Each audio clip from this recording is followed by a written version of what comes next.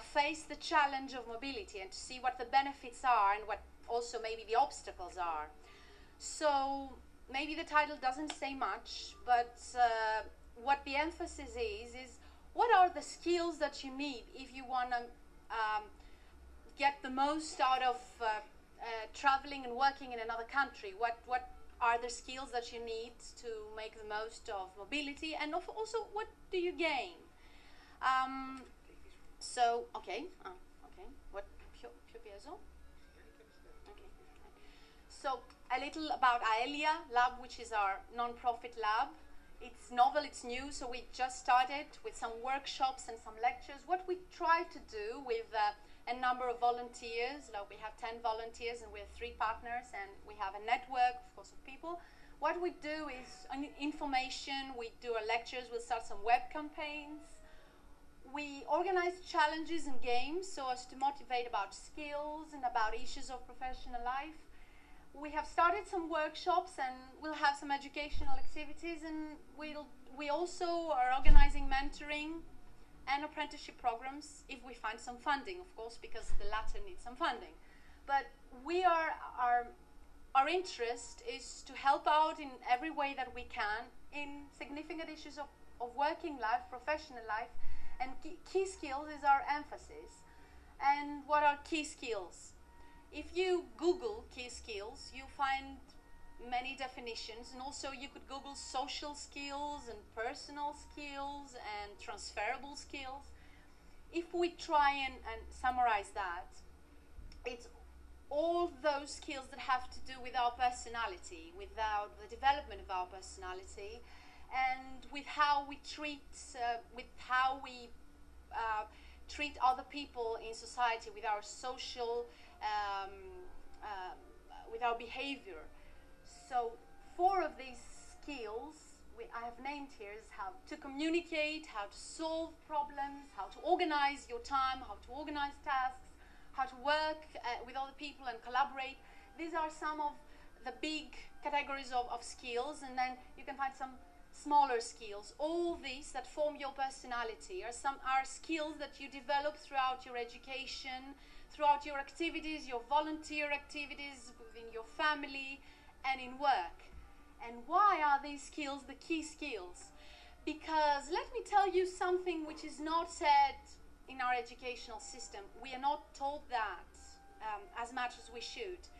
Because being successful in work and being able to deal with all the challenges that you have in work is not about having a good degree or a good postgraduate degree or learning things or learning a craft and learning languages. Of course, it's hugely important.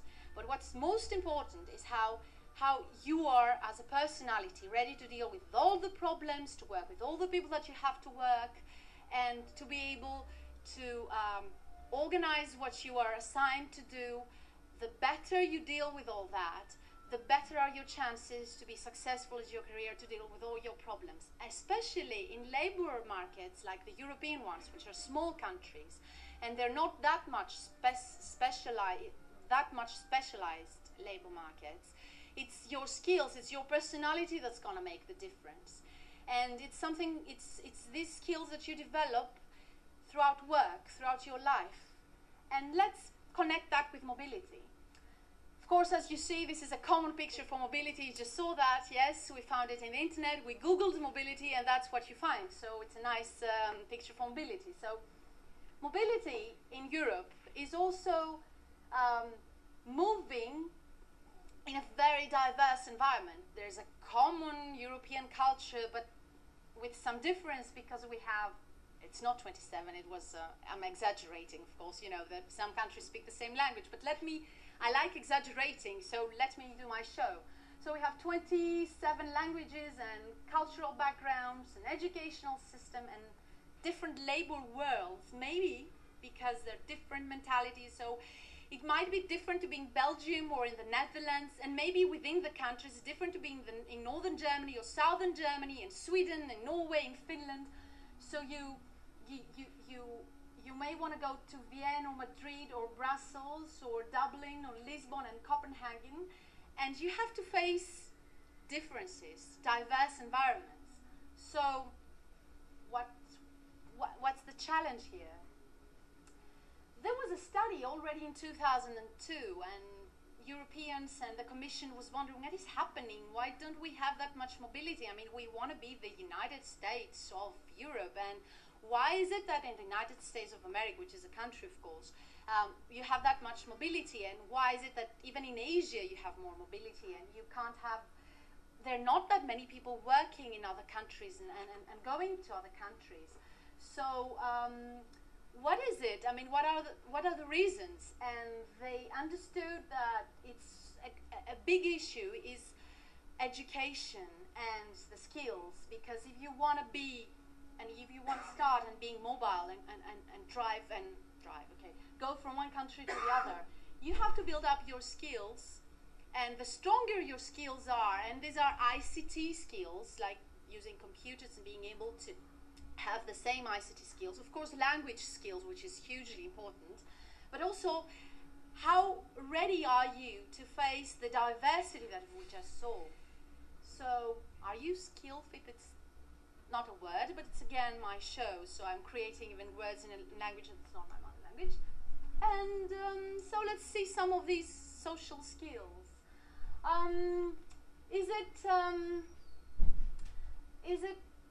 Should we be afraid of the unknown when we are Greeks and we go to Ireland or Sweden or, I don't know, Portugal or Slovenia?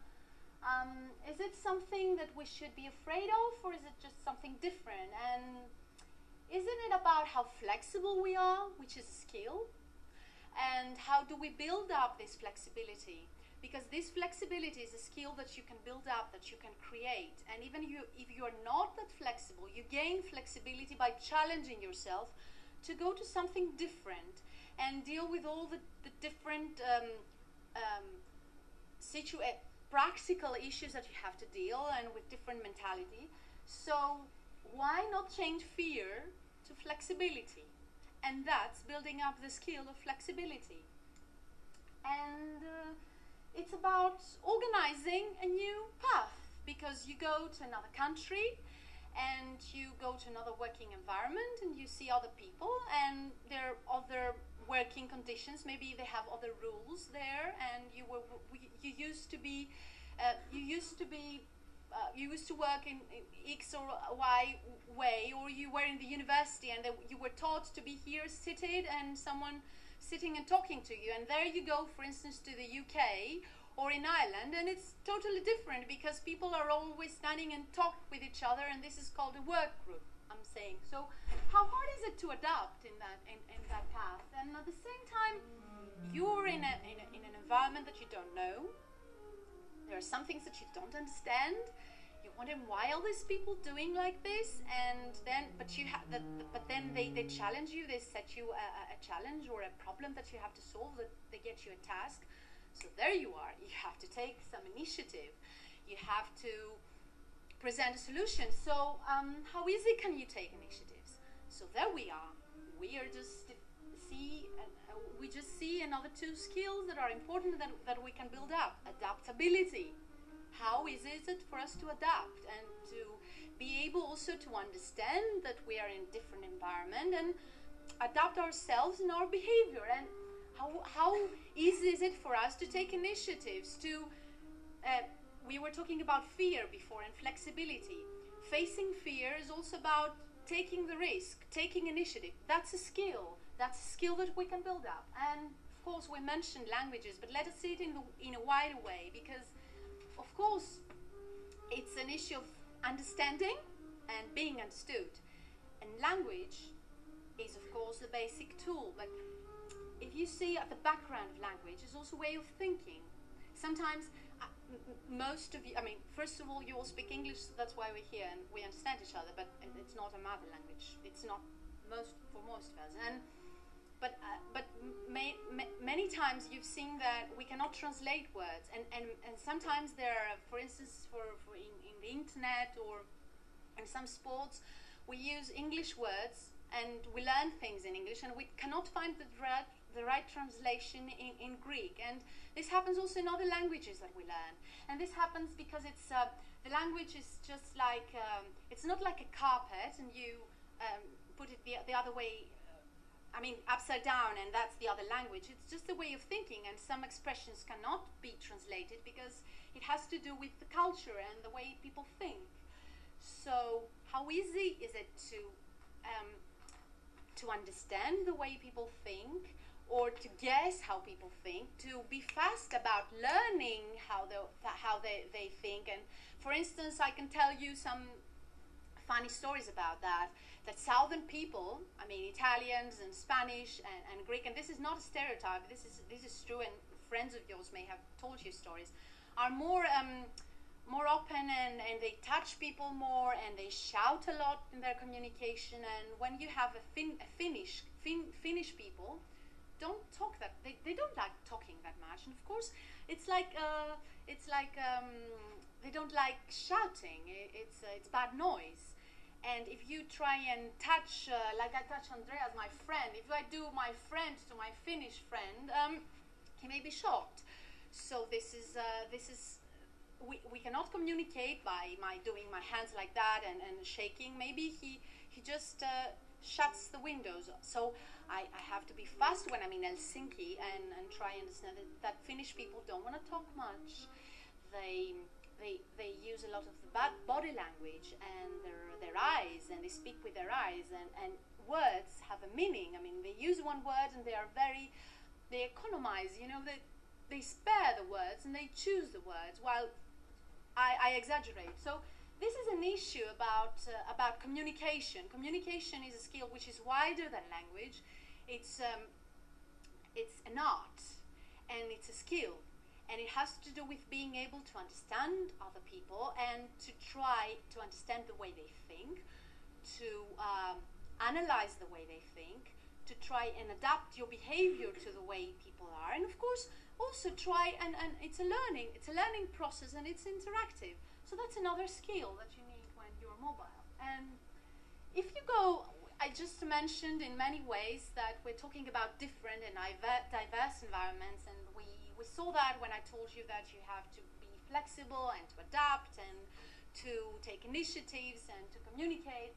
Sometimes you have to solve problems when you work, and these will be new problems. Mainly, sometimes there will be new problems just because you live in an environment which is not like your own. You come from an island, you've never seen snow, and you go to a country where snow, I mean, even simple things that you have to bike through snow, and you never were cycling in snow before. I mean, this is a small problem, but you may have other problems in work which have to do with the working culture, and the way you solve these problems may have to follow the path that is used in that environment. And the less multicultural that environment is, the more it will be in another way, in the Finnish or the Swedish or the Spanish or the Irish way. If you go to a multicultural environment in that of these countries, it's like a melting pot, and then you might find your way through, because it's all this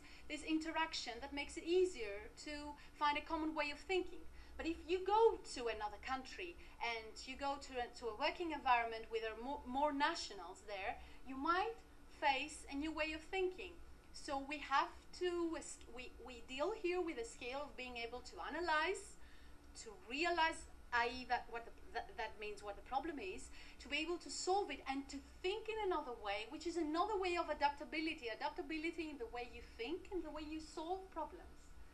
And in the end, of course, I haven't talked to you and analyzed all possible skills. I'm not a skills expert. I'm working in a non-profit trying to bring experts to you, but this was basic, so I tried to say it myself. So out of this basic description, to just show you how important skills are, and how much we need to develop or believe in our skills, or discover our skills when we want to work or travel, when we want to travel abroad, of course, and work and study abroad.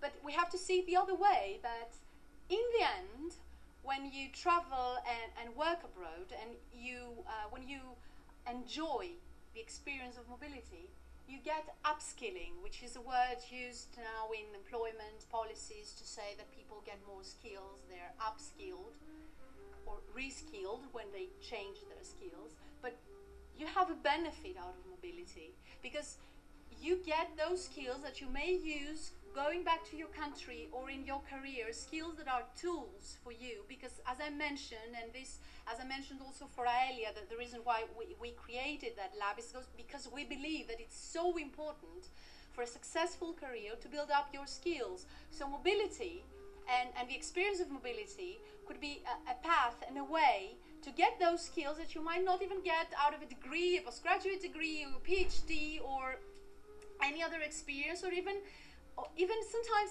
1 year of work or 2 years of work experience abroad could equal like 5 years of experience in your country, because you build up those skills in a faster way, you adapt, you be flexible, you solve problems in another way, you build up your communication skills.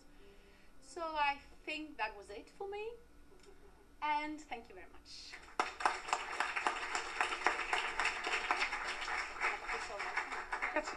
Thank you, Faye. I would like to apologize because with the technical problems with the presentation, I forgot to present Faye Orfano like the other speakers.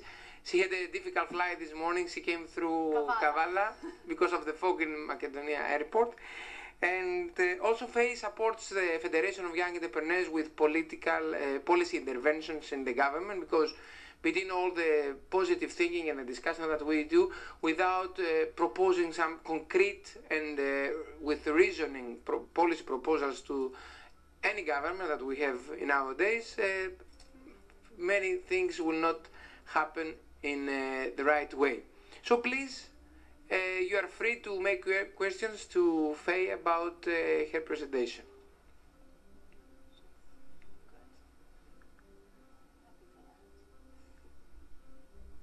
No, nothing. Everything was so easy.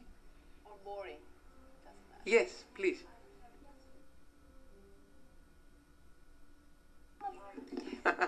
That's great.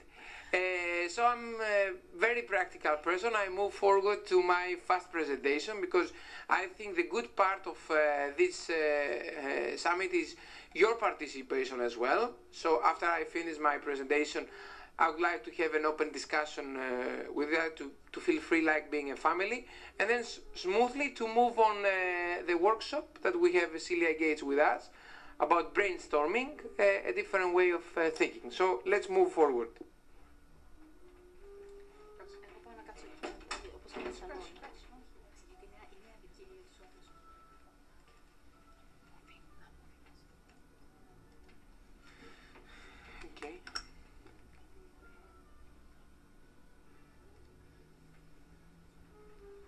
No enough time to make everything in English, despite the fact that the summit is in English. So my speech is mainly about the importance of extroversion and mobility for supporting employability and entrepreneurship at national and European level. The last 13 years, we have devoted, some volunteers, our time to create a network, like a small, revolution, of young entrepreneurs in 9 different regions of Greece. So we supported to have regional association of young entrepreneurs, mainly to have extroversion networks with other young entrepreneurs at European and global level. So as I said at the beginning, our mission is those entrepreneurs that they have something competitive, and I repeat, not all of us can have something competitive. Only, the innovative and with real competitive products protected with intellectual property rights or services can sell outside the national border. So to support those entrepreneurs to sell their products and services outside of Greece. Why? We want to give them access to new markets. So in 2002, we did the first step. We became, as a federation, member of the European Confederation of Young Entrepreneurs, connecting Greece with 16 member countries in Europe. 2007, 2008 actually, we become the host organization of the Global Entrepreneurship Week that started from UK in 2004. It was the Enterprise Week, and slowly, in 2007, they did the first launch with United States and UK, and now 140 countries, 1 week every November, they participate on a global, let's say, a celebration of entrepreneurship. And as I said at the beginning, it's not just to see entrepreneurship of creating a profitable business, of course, but also to become, to have a entrepreneurial mindset as a citizen. Now this year, the Entrepreneurship Week in Greece is from 18 to 30 of November for one reason, because from 25 to 30 of November is the European SME Week. So because of the extroversion problem of Greece, we decided in the Federation to open the celebration of Global Entrepreneurship Week for 2 weeks, so to have together more events at national level. The targets of GW is to inspire the young people, not only in age, but on the mindset of entrepreneurship, also to connect them together, not only at local or national level, but also at global level. You can see that we have now people from other countries of Europe and not only, to mentor them, so from experiences, problems, challenges and opportunities of other countries, to give them the opportunity to find solution faster. You cannot find that easily on the textbooks, on the formal educational system, okay? And of course, to find a way with our collective power, as I said at the beginning, to influence any policy makers that they have an open ear for us to listen. That was the page from last year. We did a council at the beginning of this year to support the Global Entrepreneurship Week at national level. And now, I would like to have a presentation to you for something more practical. As we said at the beginning, there are concrete European money that they support mobility of young people. Not only young recent graduates, but also people that they would like to have an entrepreneurship experience in another European country. One of the programs that they have launched 4 years ago is the Erasmus for Young Entrepreneurs. So any one of us, because there is no age limit, remember that, without having a business the last 3 years, so that means they're not already an entrepreneur, they can upload their profile on this platform, okay, describing an innovative business plan that they would like to develop now or after they finish with the mobility experience through this program. Other organizations in Europe now, freelancer, small and medium enterprises, micro businesses, big businesses, they upload on the same platform their profile as host entrepreneurs. So this electronic platform at European level supports the matching between new entrepreneurs without any age limit, okay, and host entrepreneurs, those that they would like to offer their experiences to new entrepreneurs, and at the same time they can have networking on their country, okay? As I said at the beginning of our summit this morning, if I want something from Poland, I will send an email to Alexandra. If I want something from Italy, I will send an email to Giuseppe, because he already is in Greece with us for 3 or 4 months. So we know each other, not just from electronic means, but as personalities. So he knows what I'm doing good and what I'm not doing wrong, and I do the same for him and for all those people that we met through the mobility programs. So that's an opportunity for all of us, not just to see Europe as a common entrepreneurship but employment market, but also to support the extroversion of existing small and medium enterprises and startup businesses that they will start now or the following years. Because as you know, that's something in reality. There are two kinds of mindset in our society. Those mindsets that they have something creative, a new product, let's say. Software can be, a real tangible product. And there are other mindsets that they are good on business development. We call them in the market business developers. So if we put those mindsets together, see the big successful companies like Microsoft, like Apple, always the founders, they are one, entrepreneurial mindset, inventor, and one mindset that is a business mindset. It's very rare in reality to find one mindset in one person. And we can debate on that later on. So if we connect those two mindsets together in an open market, we can have more successful businesses. There's no question that job creation will come through the new businesses or the existing business that they will have the ability to employ people. However, the current recession in Greece and in South Europe create many challenges about employment, create many challenges about entrepreneurship. We have to see and to face the truth. The liquidity problem now that we have in Greece creates problem even for successful, healthy businesses right now. So we need all of us together to connect our powers. So if you know someone that can support your family business to sell products or services abroad, you have to do it. You have to connect people from the region, from your local communities, to collaborate together. Because we cannot, each one of us, as an individual or a small business, to sell products outside the national borders. Something else that is important is the mentoring that we do from existing entrepreneurs to the new generation. Non-formal learning is a big chapter on employability and entrepreneurship. All of us, with any experience that we have from the market, bad experience or good experience, we need, it's mandatory nowadays to devote time from our day. I know time is limited for all of us, okay? But we need to devote time to transfer that knowledge to the new generation or to the people that they make a new start, either for career start or a business start. To save time, because time at the end of the day is money. Not only money on our individual pocket, but it's money that will spend it from our countries, from Europe, and of course, globally. We try to do some political intervention, as I told you, with the government.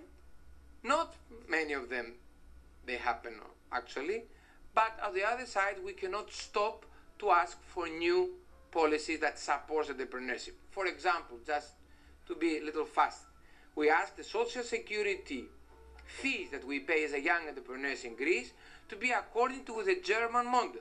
I don't know if you know, but if you start a business tomorrow, you have immediately to pay for social security approximately 500 euros for every 2 months.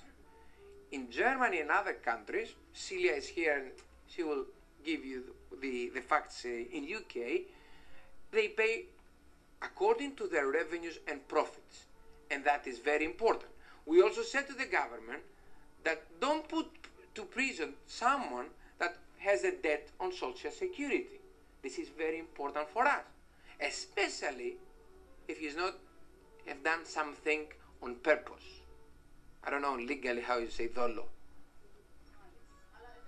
Okay, you don't do something to harm the government or the society on purpose.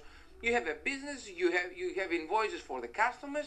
The customers, they bankrupt because of the crisis. You are not paid. You cannot pay your social security. You cannot pay your taxes. It's so simple. There's not a purpose on that. So they have to distinguish the entrepreneurs that they do something bad on purpose, and for those that they are loyal, they do something bad for purpose, and give them a second and a third chance. Because by trying and having something, a bad moment is also knowledge.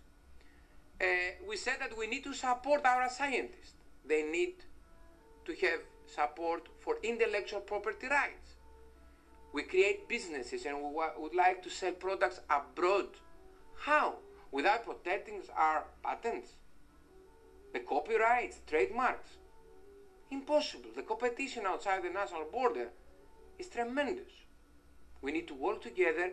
We need to do the right steps all together in order to have specific results by selling products and services outside of the country and creating new jobs. Because at the end of the day, if we take the theory out of the discussion, all of us, society, government, businesses, NGOs, we have one target, the target of job creation. 60% unemployment of youth in Greece is not a simple number. Okay? There are many reasons that we cannot control, but there are reasons and things that we can control as a citizens. Nowadays, and in the situation that we face, I personally believe that to fight unemployment, not only the young unemployment, the youth, but the total unemployment, it's a responsibility for each citizen itself nowadays. And I strongly believe that. If I have something that I can give to you, and the same with other people, it's our duty to do it. Of course, there are many problems with the banking system. I'm not, here to give you the bad side of that, and I'm not the expert on the banking problems. But a country with not a healthy banking system cannot support the liquidity of existing businesses, so you can understand how bad is that for the society. In October, we've been for a trip, for first time in history, in Malaysia, because Malaysia did a global startup youth, and 500 young people from all around the globe, they've been there for 3 days to create an innovative idea with a team work of 10 people, and they did a competition. Imagine 250 young people from Malaysia, and 250 they travel from other countries in 3 days to sit down with people that you don't know, from different cultures, different countries, not in Europe, but globally, and discuss and prepare an innovative idea to present in front of judges. That was a challenging moment, but you can see the power of collection of ideas to solve global problems. I would like to close with that video and then give the floor to all of you to say freely, welcome to Malaysia! Welcome to Malaysia! Are you excited to be here?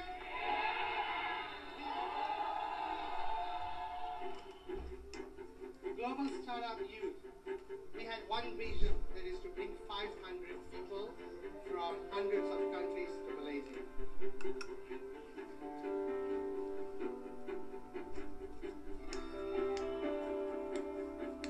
And the theme of the next 3 days is get stuff done, get connected, and change the world.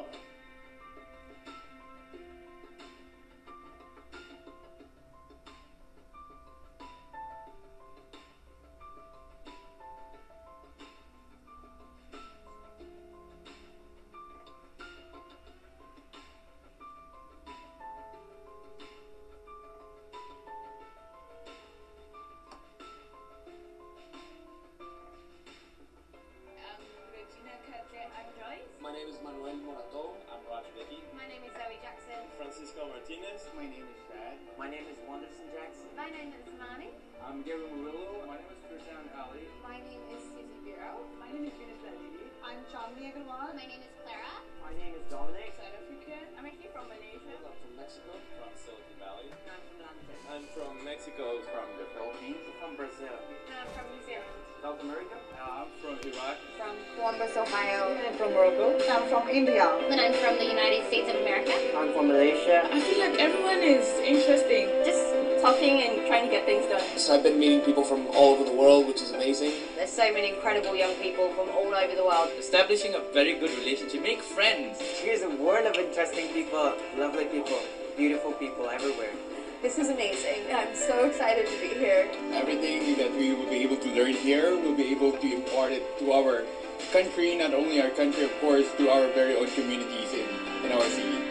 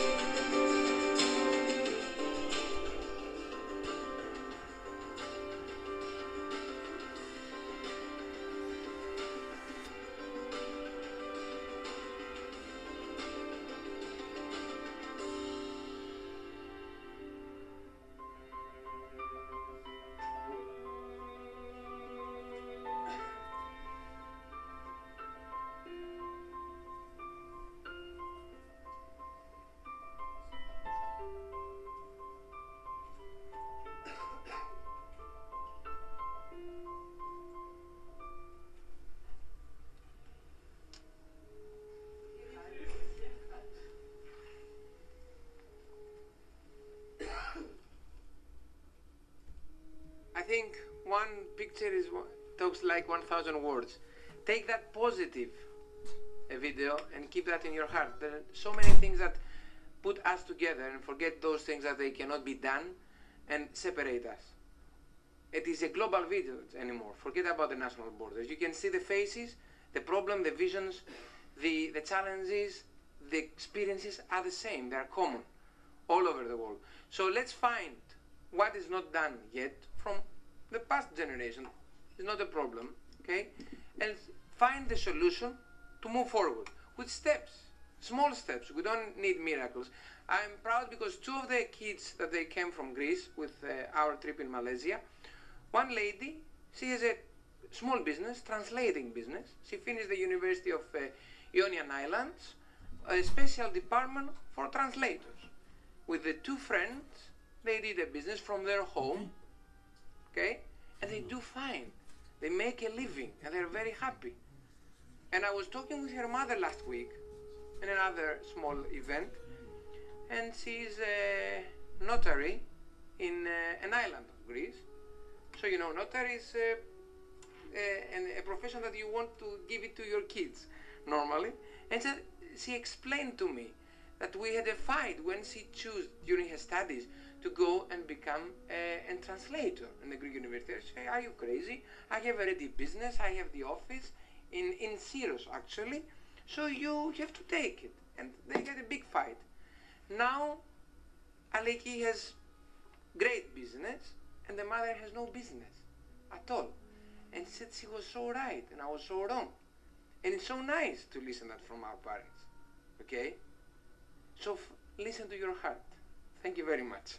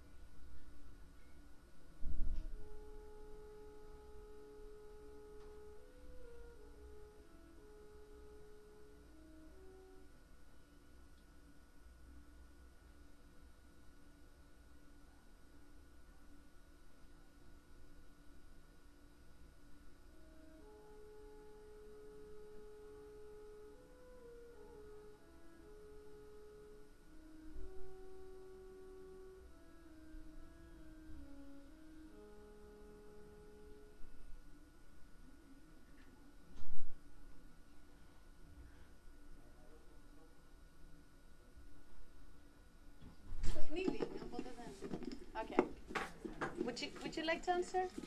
I can see it in your eyes. What would you be afraid? At the back there. Oh, okay, but I think she was ready to answer, so don't. I have to put the microphone. Yes.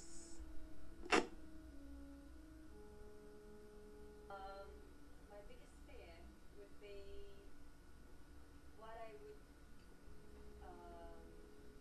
do there, like what kind of job or who would be my colleagues and where would I stay, if I have any flatmates.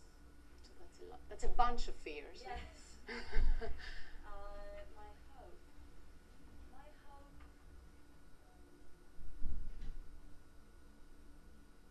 To finally like what I do there and stay longer than 2 years. Be happy. Yeah, happy there. You would miss your country. I can come for vacations. Okay. Actually, I would like to go abroad as soon as I can. That's good. What was it back Somebody then? far back. that was Someone was hiding now and wanted to talk. Oh, okay. So what your fear and your hope?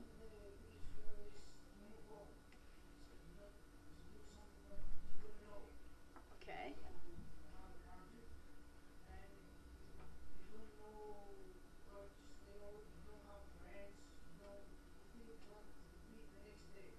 The unknown. So you would be, I don't believe you would be afraid of the unknown, just only afraid of the unknown, or is it a little bit tempting also, the unknown? Okay, so the hope?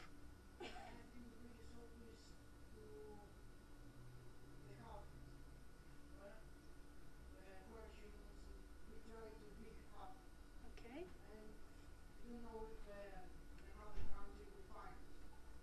So it's a big thing that you believe you'll find both of you want to find happiness in another country. So that's a big hope, huh?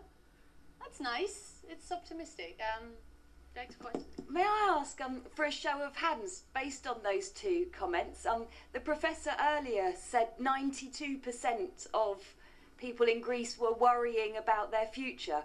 How many people here now feel unhappy or worried if the intention to go abroad is to look for happiness as such? How many people here feel worried about the future? Show of hands.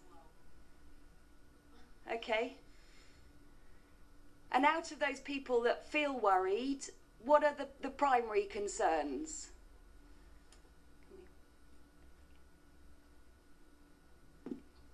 I think it's about working. We have here in Greece we have this problem.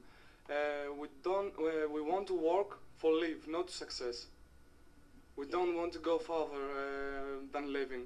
We want to just live. We take it easy, not to succeed. So I don't think this generation or the next, or maybe my grandson, will have the opportunity to work to the thing he likes to do.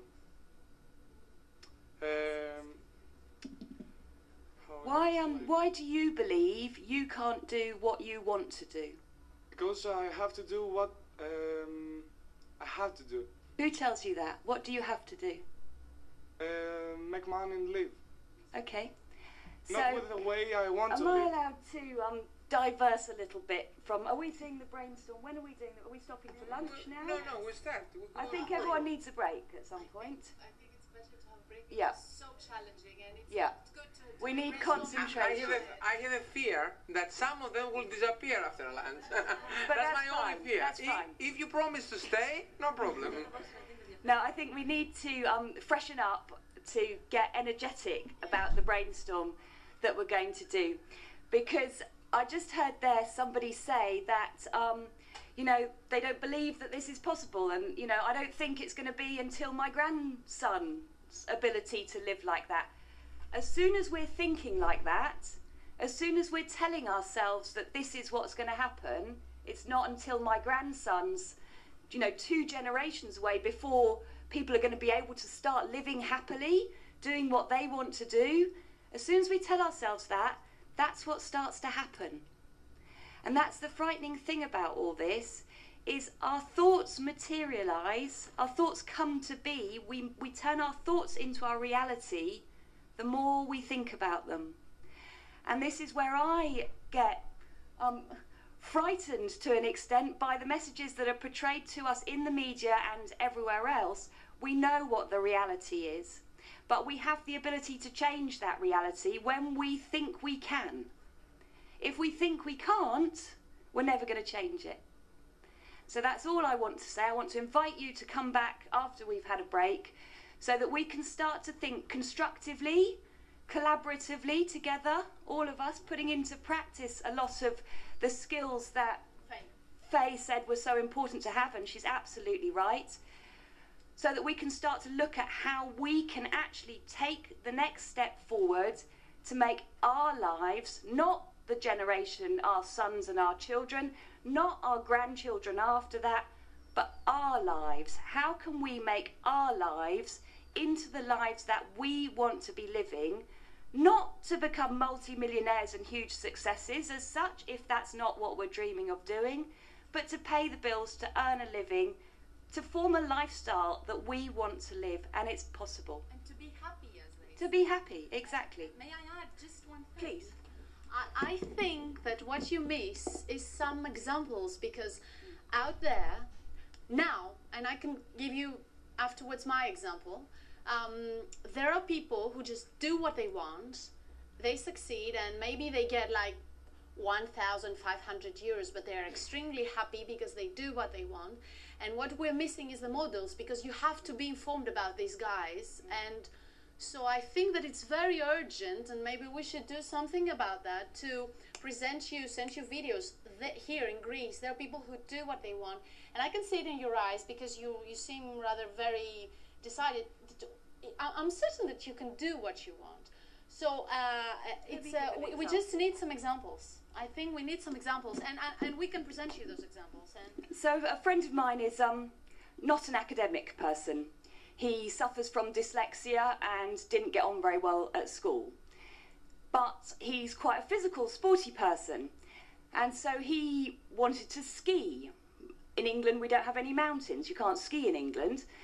So he went out to France where he could ski. And he got a job, a seasonal job, working behind a bar. Nothing major, but something that was going to pay the bills and allow him to eat every day. Through his skiing, he's a very good skier. He qualified as a ski instructor whilst he was out there, and he now runs a very successful ski school and has an app which you can download, and over 3 million viewers on YouTube following what he does, meaning that 15 years later he still lives in France, he now has a family out there, and he runs a ski school with this app that they promote in the UK, so that he brings his clients from the UK to France. Now, I strongly believe that if we actually decide what it is we want to do, what do I love to do? I love to brainstorm. You know, here I am with a group of young people in Greece brainstorming. Now, I've had to travel to get here, of course I have, but then I'm going to build up so many experiences, and, you know, we had a great dinner last night. I met some wonderful other people who are setting up this great organisation, and suddenly that becomes my life.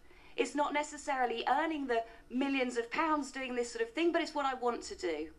And so when we know what it is that we want to do, that's when we start to use the word that Walt Disney used a lot of, which is imagineer our future. We're no longer engineering it, we're imagineering it. So one of the speakers earlier referred to me as being a dreamer. Well, yes, you know, let's start dreaming, otherwise it's never going to happen. Thank you, that's my... 1:30 back, but you promise, okay? Bring more people, 1:30 back, we start brainstorming with Celia. Thank you. Let's get refreshed.